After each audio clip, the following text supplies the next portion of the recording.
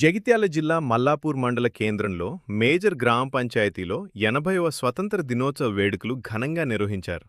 సర్పంచ్ చిట్యాల లక్ష్మణ్ చేతుల మీదుగా జెండా పతాకం ఆవిష్కరణ.